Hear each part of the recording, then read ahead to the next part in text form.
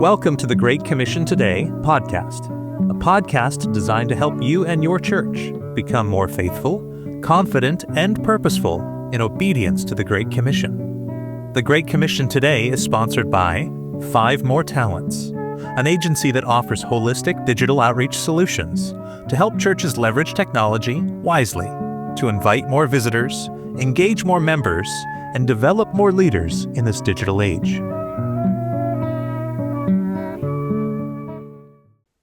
Well, Brian Cosby, it's great to have you on the Great Commission Today podcast today. And for those who may or may not know, you are a pastor of Wayside Presbyterian Church in Tennessee. You're a professor at Reformed Theological Seminary. You are a YouTuber, almost a YouTube celebrity these days with your Provide and Protect channel. You're an author. And excited to talk with you today about kind of a theme of church revitalization. So welcome to the podcast, Brian. Yeah, thanks so much for having me, Daniel. Yeah, so as we get started today, as I said, we're really focusing on church revitalization and I guess how that's looked at Wayside.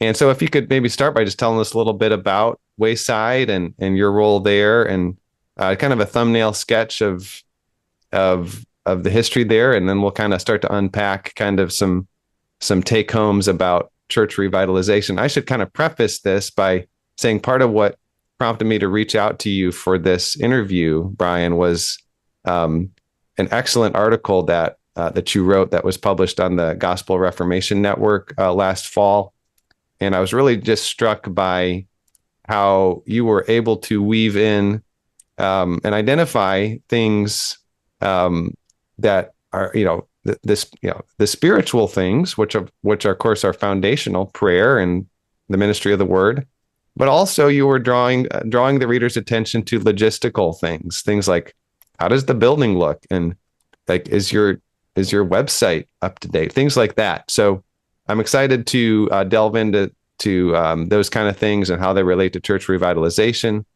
But as we get started, if you could just tell us a little bit about the story of Wayside Presbyterian Church and your role there thus far. Yeah. Well, yeah, again, thanks for having me on. So I grew up on Signal Mountain in Tennessee, and I moved away for 12 years. And then I was serving at a church in Atlanta in 2008, 2011, 12, early 12. And then this church, Wayside on Signal, called me out of the blue one day and said, "Hey, we would love to maybe have a conversation with you about coming back here to be our pastor." At that time, it was just a solo pastor role. There was about 40 or 50 in attendance. Most of them were older in age. There was one kid in the church at the time. And they told me over the phone, when you come back here, this is kind of a revitalization project. We're kind of a dying church. As they put it, we're against the ropes.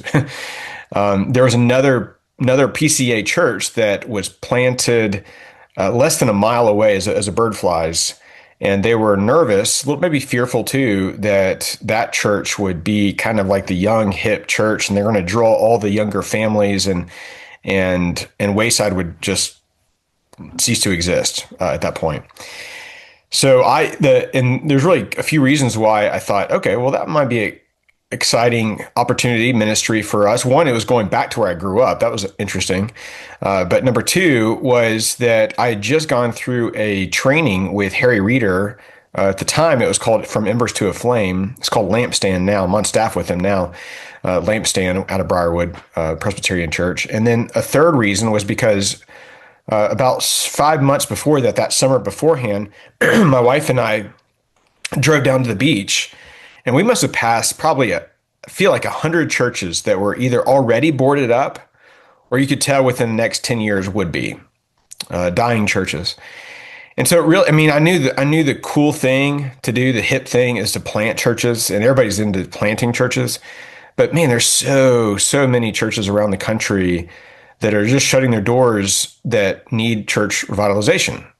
And so it really kind of prompted, piqued my interest. And so we moved back about 14 years ago to Wayside, and it was just me and a part-time secretary, and that was it.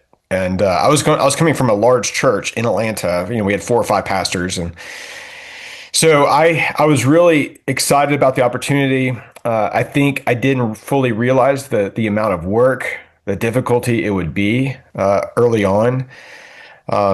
And I think one of the big things that really I was really kind of geared to do. I was done with all the gimmicks. I mean, I wrote a book a long time ago for youth ministry called "Giving Up Gimmicks," reclaiming youth ministry from an entertainment culture. But the idea is that the same principles applied for just regular church ministry as well. So I was not going to go back to, because they were like pressing me early on, hey, just get John Smoltz up here as the baseball player, or get a wrestler up here, or have a big rally and get people into the doors. I was like, I'm done with that. We're definitely not doing that. And I was like, we really need a website, just to introduce people to the church. And like, well, we don't need a website because we have a phone book. I was like, well, I don't have a phone book.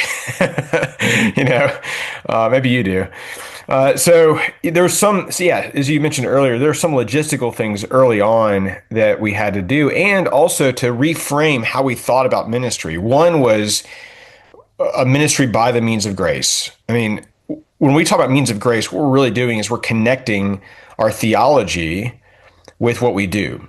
And our theology states that God is sovereign and gracious to save and to sanctify sinners through various means that he's ordained. And so our task, therefore, is to be faithful to the means by which he is at work to do that. And so we want to be focused on that, number one. And number two, we want to do what we can to develop and strengthen and equip our elders and deacons. And at the time when I got there, we had 7 deacons. All of them resigned except for one when I got there. And the reason for that was because they all were just overloaded. They were just treated like glorified janitors or glorified, I don't know, maintenance workers or something. And they were not doing any kind of like mercy ministry in the church. And so they were burned out. And I get it. I totally get it. The elders, they had no shepherding groups or anything like that. They're really functioning as a board of directors. And they would all tell you this. I'm not saying anything that they wouldn't share with you. And so we really started there with the leadership, and had the elders really break down the congregation into shepherding groups and have the elders kind of oversee those. We had a deacon join up with those elders so that there's a deacon elder team over all those groups, so that it would close the back door of people that would want to leave maybe.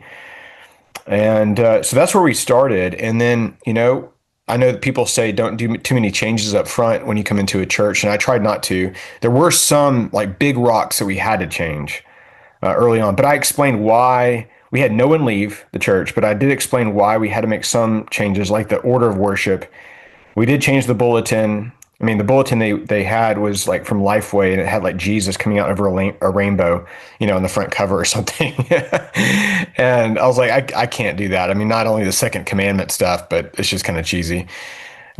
We did introduce a new translation of the Bible, the ESV, a new hymnal, and a psalter. So we did do that. Those are big changes for us. And then within a year, we also made some big updates to the building. Our church was not in a good place financially. In fact, my first full month there, we got a financial report, and we were $73,000 in the red, not paying a pastor. And I was thinking, oh man, do I need to go look for another job right now? I lowered my own salary because we couldn't afford me at the time. And I think by God's grace, we finished that first year in the black, just sheerly by God's grace. And we've been in the black every year since, 14 years now. So that was early on some of the things we had to do. And certainly like changing the mindset from being reactive in ministry to proactive. So for example, we had cribs in the nursery, and we had 2 cribs. And I was like, we probably need to get a crib that's not held together by duct tape. And they're like, well, we don't have any kids. We don't need cribs because we don't have any kids in the church. I was like, well, maybe one of the reasons we don't have kids in the church is because when you have a visitor and they look at the crib situation, they're like, yeah, I don't want to come back here. They don't value young families here. So we had to make those big changes, and some of just the building stuff. We ripped out the carpet in the sanctuary, and there's hardwoods underneath. We're like, let's do that. So just some stuff like that we had to make early on. So that was coming back, and some of those early changes that we made. But I think maybe the two biggest things that had to be like the big rocks in place were, number one, a clear vision and mission. And number two, a very clear philosophy of ministry that the leadership could really get on board with. So those are the two big things ministry wise that we really put in place. So I want to come back to that, but maybe before we get to that, because that relates to, I definitely want to talk about leadership development.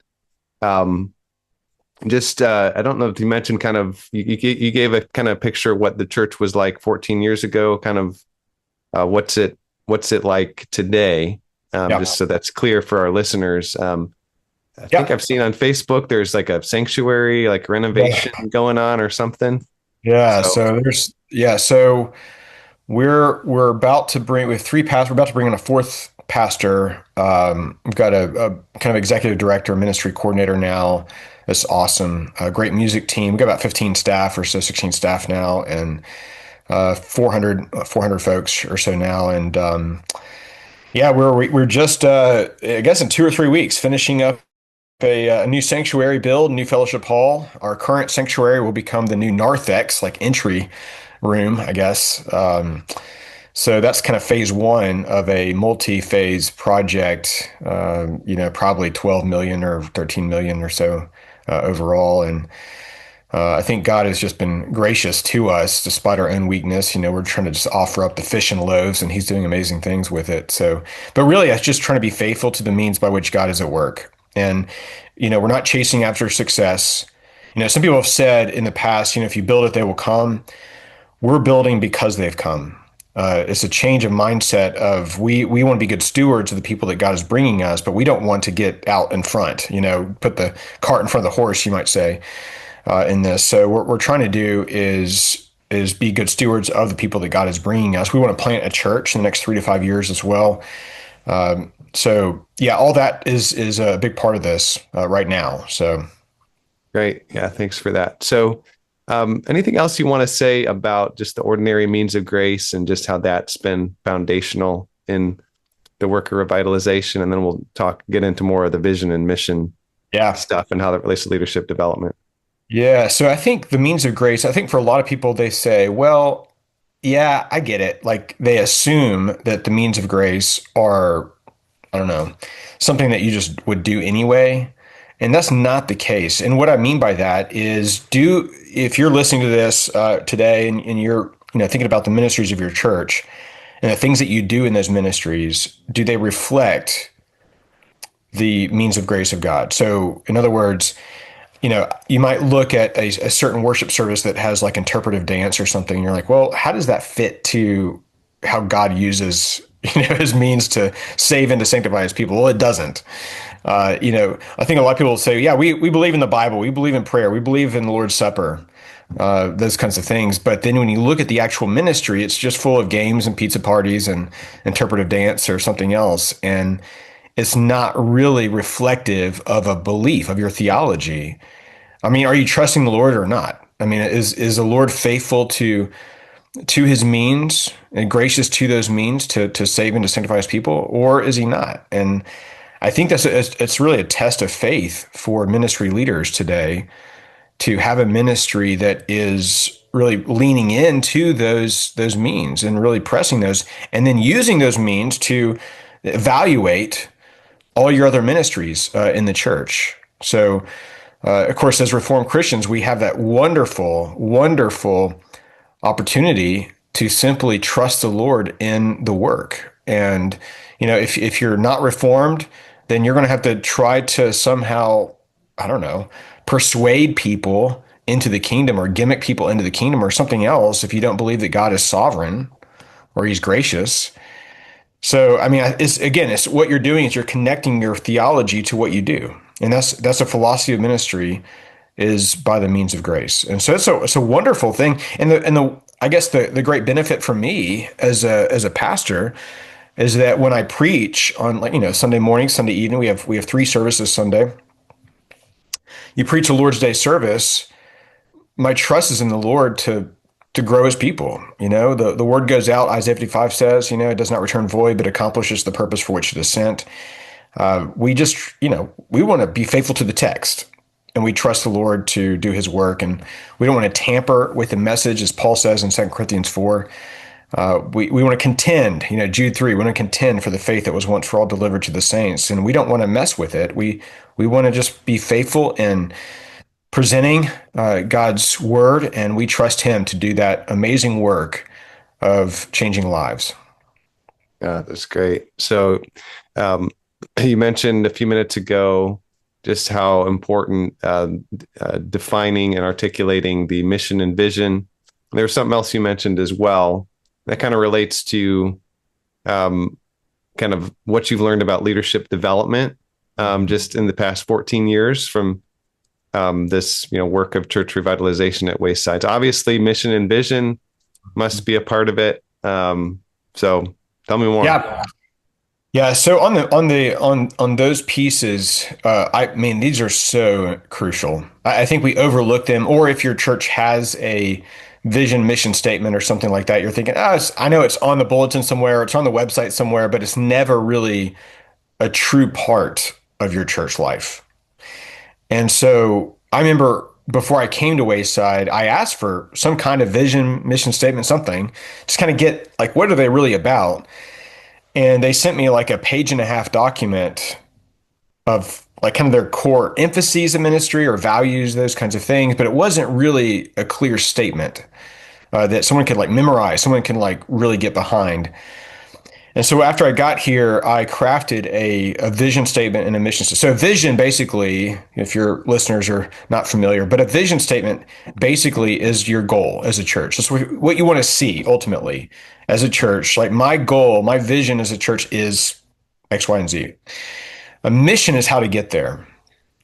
So, for example, our vision statement at Wayside is to glorify God by being, so what we want to see, by being a worshiping covenant community of equipped, mature, and joy-filled disciples of Jesus Christ who are on mission to take his gospel to Signal Mountain where we are and to the ends of the earth. That's our vision.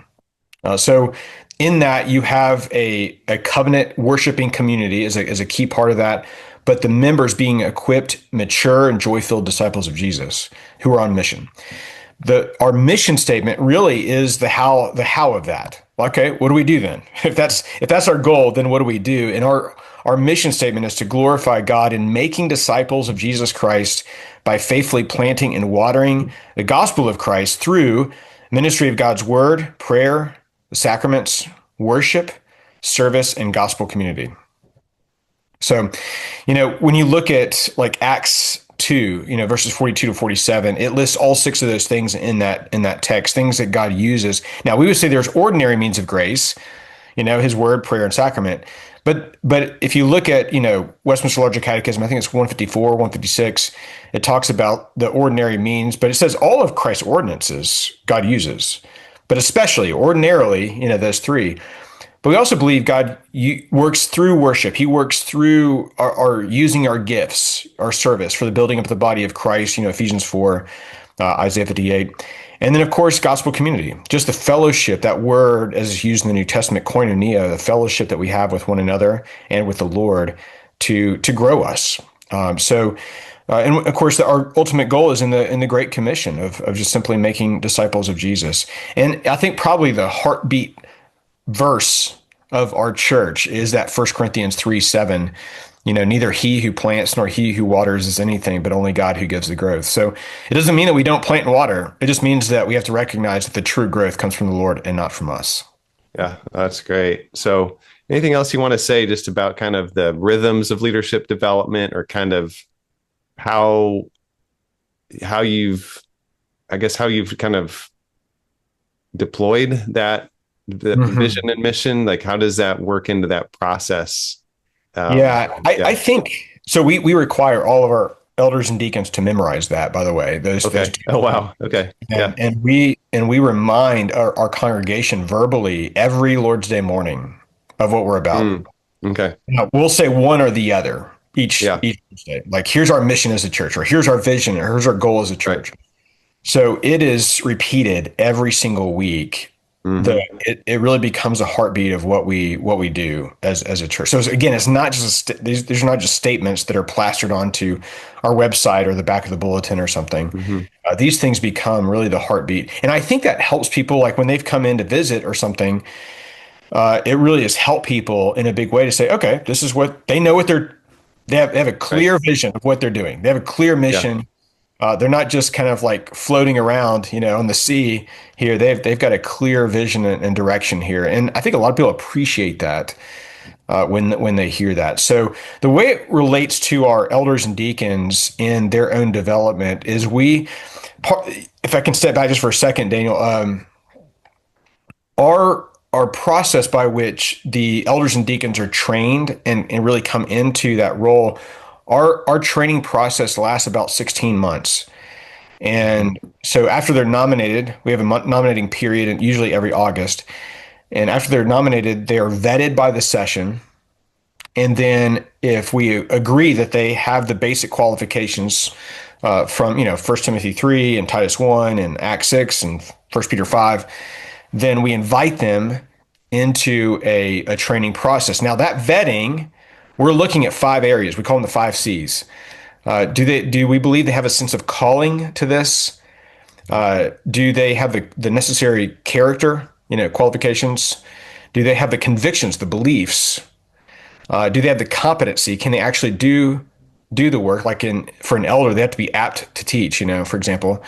And then do they have the chemistry? Can they work well with others? So we evaluate, we actually use that grid for evaluating our missionaries, all our staff, all our elders and deacons. And so then we invite them into this like 16-month training. I do the training, and they read a stack of books. We meet regularly. We go through a series that I've kind of created. And then we send home a wife questionnaire, which is also interesting. So the wife has to fill out a pretty lengthy questionnaire about her husband, this being nominated as a candidate. And I mean, because, we're good at pretending and performing. And we can do that in a public setting at church once a week or something. But, every day at home may be a different matter. And we want the wife to give her take. And we also want her endorsement as well. So it's important. And then they take about an 8-hour written exam and then an oral exam with a session. And if we still feel confident after that length of time, then we recommend them to the congregation. So, our elders and deacons now, we've got about 14, 15 elders, about the same number of deacons or so. And godly men, and I trust them. Like I said earlier, we have shepherding teams of elders and deacons overseeing the whole congregation. And so, every shepherding elder and deacon team is kind of like a first line of ministry care for people in the church. And that's a big part of the leadership. So it's not just on one pastor or 3 or 4 pastors. It's on all of the elders and deacons in their spiritual care of the people. Yeah. Yeah. Thanks for unpacking that. So moving on to some other aspects of revitalization. One of the things that talked about with some previous guests, at least once or twice, is obviously as the Bible teaches, and as Harry Reeder emphasized in his book Embers to a Flame, and is taught in the Lampstand conferences, the gospel is central. But there's also stories of changed lives, and I know that that's kind of part of the certainly in like church planting settings I've been in, and there's oftentimes that's part of the means that the Lord seems to use. I'm just kind of, maybe this is not a big deal, maybe it's been a big thing, I just don't know for y'all, but is kind of people's testimonies of changed lives, or kind of individual, has that been something that's been important, or is that kind of more kind of off stage? And I'm just kind of curious. I even see churches sometimes they'll like put on their websites like here's so and so, like they had this amazing transformation in their life, and I mean, right, it is off stage for us, but I mean, 100% is important. And we certainly celebrate that with them. We don't parade people up front or parade people in line to do that, but we do regularly talk about how God is at work in growing his people and, in saving people. Of course, when people get saved, we have baptisms. We talk about, what happens with that. Of course, children as they grow up and they come to a saving knowledge of the Lord and how God keeps covenant from one generation to another. We celebrate all those things, but we don't have them, on the website, or we don't say, "Hey, come on up front," and right, let's do that publicly, something like yeah, that. I yeah, mean, other than baptisms, I mean, there's right, not really a place for that for us. yeah, yeah.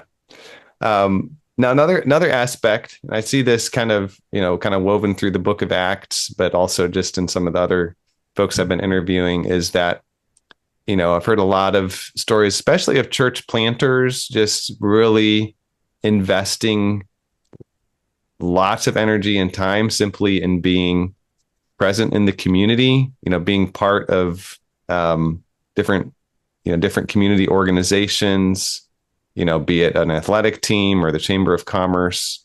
Obviously, what we're talking about today is more of a church revitalization story. So you mentioned that, going back to Signal Mountain, Tennessee, was you going back to your hometown. What role has that played in terms of just kind of intentionally cultivating relationships in the community, just kind of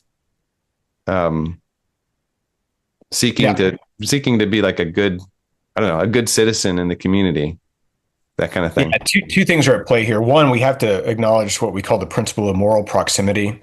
Of course, this goes back to Augustine, that we have a greater obligation to serve those, help those that are closest to us in time, space, and relationship.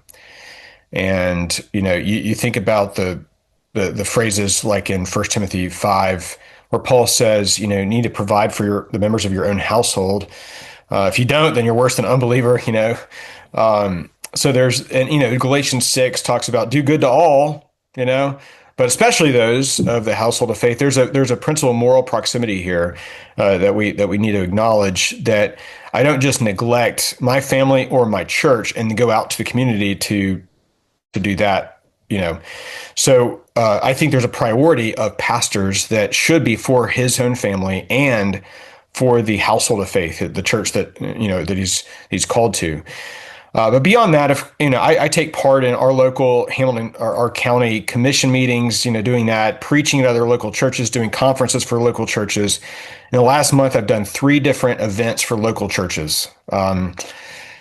So of course, I write for local newspapers, stuff like that. And I get to know people, of course, in my community, just at restaurants, and my family has a little farm, a little homestead, so we sell eggs and baby goats and stuff, and so we've gotten to know a lot of people through that. But I would say that would be downstream of the priorities of your own family and your own household of faith. Now, what we do encourage, of course, with our members to be salt and light in the places that they live, work, and play. We encourage them in that. But for a pastor, especially as the church grows and you got more people I mean, my whole day is pretty much filled up with ministering to our people. It doesn't mean I don't do other things. It just means that that's my priority. And as I can, I try to do other things in the community. But I'm really trusting our membership. When they're in the community, they're being that salt and light as they can. So in some ways, I'm trying to equip them for the work of ministry. I'm trying to do that more in house. Now, if you're planting a church, at the beginning, that might be all you can do. For sure. And early on, I did a lot more of that early on, but now it's again, it's not that I don't do that, but it's just changed a little bit, more to the church focus. Yeah, no, that's great. I thank you for reminding us of that principle of moral proximity. Is that, I've seen people recently talk about the Ordo Amoris. Is that kind of that same thing? Is that, Yeah. where does that come from? Does that come from the city of God, or are there other places Augustine talked about that? I think it was in, I think he kind of mentions it in principle in a couple of places. It might be in the City of God. He's got the manual of like Christian on Christian doctrine, which is Yeah. really a book on interpretation. Yeah. So I think it was in there, if I recall. But a lot of people, I mean, Kevin DeYoung more recently has written a lot about it. His book, Right. The Mission, What is the Mission of the Church? Right. Yeah. So Yeah. I Of think, course, you brought out those scriptures, right? I mean, those are yeah. fantastic examples of that principle. Yeah, I mean, So, even the parable of the Good Samaritan. I mean, it really distinguishes between obligation and generosity. So, if there's more of a moral obligation for me to help those within my own household, my own family at mhm. home, and my own church than it is for someone if they're living in Antarctica, if they Yeah. are. Right. It would be generous of me to help someone in Antarctica if they need help, but Yeah. it's not a moral obligation. In other words, I'm not in a perpetual state of guilt if I'm not Right. helping someone in India or somewhere else that I have no relation with. But the parable of the Good Samaritan. I mean, the whole point is that the Levite and the other guys passing by the poor guy should have helped. They had the moral obligation to help. So I think it's a helpful thing for churches, especially for diaconates, when they're trying to think, well, to whom or to what organization do we give and help? Well, I think this is a great principle to go by with that. Hey there, I'm Daniel Voss, co-founder and CEO of Five More Talents, and I wanted to take a moment to thank you for listening to the Great Commission Today podcast. I pray that each and every episode, including today's, blesses you and equips you and helps you to feel more confident, more purposeful, and to be more faithful in making disciples of all nations wherever the Lord has placed you. I also wanted to offer a special invitation to you if you're a church leader. If you're a church leader and you have the opportunity to use online outreach at your church and you're a decision maker in that role, and you sense that your church is just not grasping all the opportunities that you could to make more disciples and invite more visitors using the online media, then I'd love to talk with you. You can book a free 30-minute meeting with me called an Outreach Discovery Call. In that meeting, we'll talk about what you've been doing and begin to explore some of the additional possibilities that are out there for you. So that sounds like that'll be helpful to you. Just go to go.fivemoretalents.com and fill out the form there. Now back to the interview. So I want to kind of shift into really some of the logistical matters, specifically related to the church building and also to the, we'll call it for lack of a better word, the mass communication of the church, be it the advertising, be it the website, social media. So walk me through and walk us through kind of your thought process of how you have identified opportunities, how you have sought to address challenges, how you've stewarded time and money and people's gifts to just attend to the church building, but also just, you mentioned, it sounds like pretty early on, you said, hey guys, we've got to have a website. Yeah. So, and obviously, you have in addition to being a pastor and a professor and a writer, you're also a YouTuber with with a 250,000 subscribers at this point. So obviously, you have some experience in leveraging online communication media specifically in some really helpful ways. So this is kind of a two-aspect question: the meeting place and the communication. Yeah, let me address the building and then the communication. The building is important because it does communicate value to people, kind of Christian hospitality to people when they come in. So we did like my first year or two, we did a 5-phase remodel of the church. We didn't have the money to do it. I mean, we just trusted the Lord and said, hey, but this has to happen. I mean, everything was from like the 1970s, faded, breaking down. I mean, it was not in a good place. And, we had a little bit of excess funds from that first year, and we're able to kind of throw that into doing some remodeling and that kind of thing. The other piece was in the ministry itself, like the people itself. So we believe, here's a principle for your listeners, resources always follow vision. They always follow vision. That's people and money. I mean, you can communicate need all day long, but if resources just followed the information of need, then there'd be no more need in the world.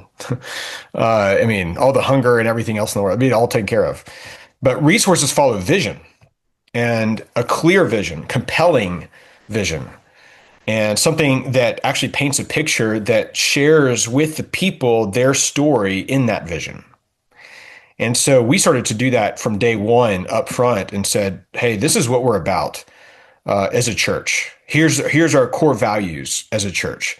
If that's not you, then, I'm sorry, we're not going to change.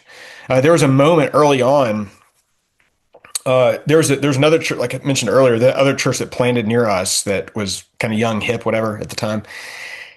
And they were fearful.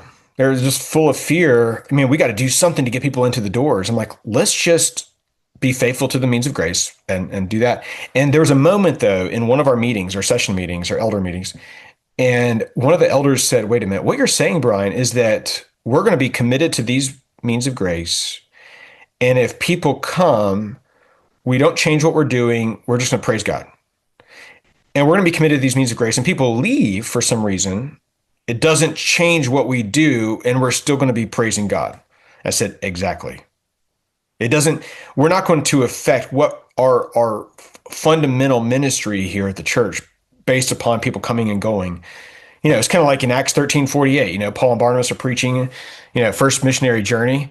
And they go to the Jews, and the Jews reject the gospel, and therefore they turn to the Gentiles. And it says in Acts 13:48, I'm going to quote it, that when the Gentiles heard this, they began rejoicing and glorifying the word of the Lord, and as many as were appointed to eternal life believed. Okay, well, Paul and Barnabas, they're just preaching, faithful preaching, and God is the one at work and saving. So that's such a key piece. But on the building side of it, I do think it communicates value to people. And this is what I tell our janitors, I'm like, listen, you're not just cleaning toilets. You're providing the context and the atmosphere of Christian hospitality. You're showing people that we love Jesus and we want to honor you as someone coming into this church. It's more than cleaning toilets. We're trying to reshape how we think about every role in the church. If you're working in the nursery, you're coming alongside parents as they seek, we're not replacing parents. You're coming alongside the parents as they try to raise their children in the nurture and admonition of the Lord. But you're also coming alongside as that spiritual help that you've agreed to do at their baptism, to help them assist these parents. And, imagine in 20, 30 years from now, I tell these nursery workers, 20, 30 years from now, these kids are going to look back and say, I really remember Mr. So-and-so or Mrs. So-and-so. And they loved me. They cared for me. They taught me. They came alongside my parents. You can have a tremendous, role, kind of like Paul coming alongside Timothy. Timothy learned from Eunice and Lois, his mother and grandmother, but Paul came alongside as a spiritual father as well. So the church and the home together. So, the way we think about the roles in the church is important, but that building piece is key. The building piece is key. So I know these are both going together, the communication and the building, but the building does communicate a message to people. Now, you don't want to be ostentatious, and we had to work through all these things. We didn't want a tin can for a new sanctuary, but we didn't want to be ostentatious either. We want to be something that's practical, a good steward, but something that was also transcendent and something that would glorify the Lord and be around for generations to come. But communication is so important, online, whether it's live streaming, online we have a weekly email that goes out, pastoral letters, podcasts like this and others. I do some writing, so books and articles and that kind of thing. Certainly, helps my congregation, and it kind of serves as a outreach to other people. And so, tomorrow I'm heading out to Oklahoma, to do a conference out there, speak at a conference. But what I've noticed is that when I do stuff like that, their connections in that church with Chattanooga, or people moving to Chattanooga, they'll say, "Hey, if you're moving to Chattanooga," or I know some people, I've got some family members in Chattanooga looking for a new church, and all of a sudden, we get new folks through that kind of thing. So the communication piece in the writing, the preaching, the speaking, the online stuff. You mentioned the YouTube. I mean, that's had a big impact, surprisingly.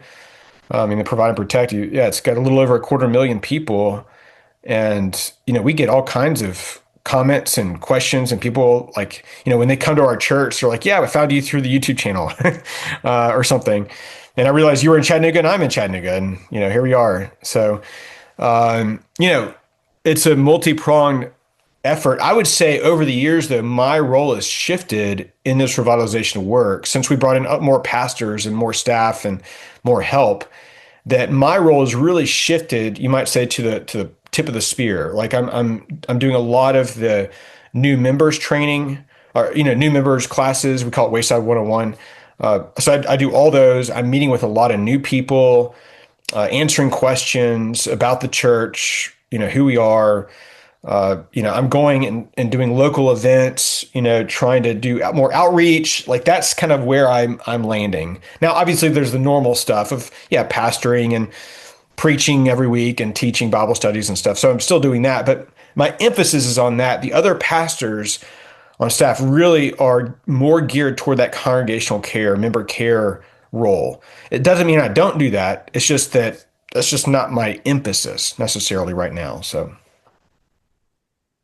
Yeah. So backtracking just a minute or two, you said something I want to follow up on about how you've found that even as you go to conferences out of state, or you have this YouTube channel, that I imagine those 250,000 followers are probably all over the country and probably even some outside the country, but yet that also has led to connections from the local community. So I'm just curious, like how intentional of a, in your, as you kind of weigh opportunity and think about like, what should I write next, or like, where should I post it, or that kind of thing. Like how much of it is just kind of like, I'm just going to put it out there on the web and whoever finds it, will benefit from it. Because the reason why I asked this, Brian, is because sometimes when I'm talking with churches and church leaders, and they're kind of like, well, yeah, I get that, if we put these, more YouTube shorts on our channel, that we're probably going to get, a lot more people to view them. But how does that really help us here locally? Like, it seems like it's just helping all those people out there. So just curious kind of what you found. Yeah, YouTube Shorts, I have not found YouTube Shorts, translating to people, because you know how it is. Okay. People are just kind of scrolling through real quick, Yeah. They're more committed to doing long form and knowing about you and what you're doing through long form videos. Now, I use YouTube Shorts to drive traffic to the long form. Mm-hmm. It's the long form that I've found that really has impacted, a lot of people, and especially men. So a lot of guys that are following my channel, and really trying to create something of a culture in that. So, last few days, I did a video, maybe Friday or something, time of this recording, on the Iran situation and how that might affect us. And then I posted one yesterday or day before on the war on boys today. Mm-hmm. And so, people will maybe watch that, and if they're in the area or moving to the area, they might be like, okay, Brian's pastor at this church or something. And I resonate with that message, and I kind of want to maybe have a conversation with him, about it or something. I guess the weird, interesting part of it is, we have people, all kinds of people watching the videos, right? So it's not just, one segment. And so sometimes we get people at a church and they're like, hey, I saw your channel. I'm a liberal lesbian something, and didn't like what you said. you know, so we get those also. But yeah, I mean, for the articles, I mean, I would say 99% of the articles that I do are because someone's asked me to do them. If it's Table Talk or Ligonier or Gospel Reformation Network. So I did a GRN article this week on the fourth commandment, 6 days you shall labor, recovering Yeah. the nobility of work in the fourth commandment. And, we always think about the Sabbath when we talk about the fourth commandment, but we don't think about the other part of that commandment, 6 days you shall labor. So, so most of the articles and stuff that I do, now the books I have ideas on and I put those out, but usually the articles they come, those requests come to me and I respond. So, Yeah. Great. So just as we start to wrap up, there's one area that, I think you started to talk about when you talk about being the tip of the spear, which is related to evangelism. And the question is, how has evangelism been a part of this church revitalization, and kind of what has that look like? What does that look like? Sounds like there's a lot of things you personally are doing. But I'm just curious kind of to hear more about what that looks like. yeah, There. I think in a couple of ways. I mean, I would say if you ask most evangelicals or even evangelical pastors, what's your greatest weakness in ministry? Probably in the area of personal evangelism. And it's certainly not my gift either. However, what I've found when I've seen people come to a saving knowledge of Jesus typically is through the ministry of the church, the worship on Lord's days, that kind of thing. And so, like last Sunday, okay, last Lord's Day, there was a 6-year-old girl that was a visitor, like a mom and her daughter that came, 7 years old, maybe. I'm not very good at guessing ages. Not too young, but definitely old enough to like know what I'm saying. And and I noticed while I was preaching, she's weeping. And so after the service, I go down to this new visitor mom and her daughter and I start talking with them. And the mom's like, I don't know what's going on, but she is completely broken over her sin and she needs Jesus. And so I pray with her like that moment. I see people coming to saving faith more often than not through that kind of thing. So if I am like on the local radio, we have local live radio stations, whatever. If I'm doing something on the local radio station, and I'll finally get people to come into our doors on a Sunday morning or something, or Sunday night, and our people are meeting with them, talking with them. They're very, very friendly, Wayside. And then I'll get to meet them and maybe say, hey, I would love to grab lunch with you this week or something. And we start that relationship. And then eventually, one day the Lord's like, you know what? Today's the day.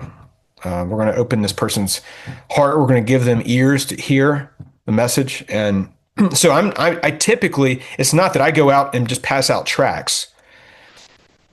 I want to make relationships and that leads them into now our focus on worship is not the seeker. So, it's not seeker sensitive, whatever. I mean, there's one seeker and that's God, not us. So, I mean, we're just worshiping the Lord, but God uses that to save his people. The word goes out and he's using that word. So I think that's kind of how I've done evangelism. It's really, hey, I'm Brian, I'm a sinner, and I try to love Jesus, but he loves me and would love to have you, join us, in worship, join us for a Bible study, join us for a men's group or a retreat coming up or something.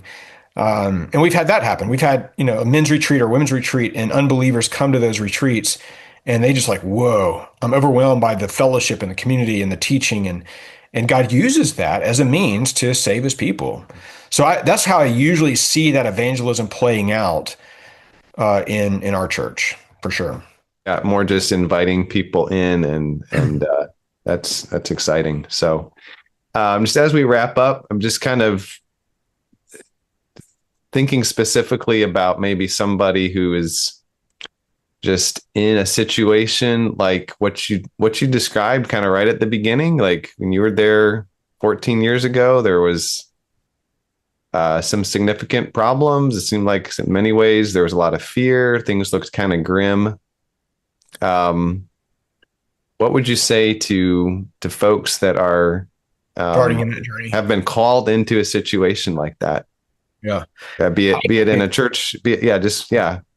I would say one thing that I've not talked about that is very important, and I would say that's your own community. So I have a company of pastors that I'm a part of. They're my best friends. We've been together for 15 years. We text pretty much daily as a group, and we do a monthly Zoom call together. We meet together 3 times a year in person. They live all over the country. We meet together in Jackson, Mississippi in the spring. We meet together at our General Assembly for a breakfast, and then we do a week-long retreat together where, it'd be like, all right, Daniel, you've got 3 hours to share everything going on in your personal life, family life, ministry life. And then we're going to go around asking probing questions, giving counsel, and then we're going to pray for you. We go through all 8 of us over a week. And over 15 years or so, those guys know me really well, but they also love me, which is amazing.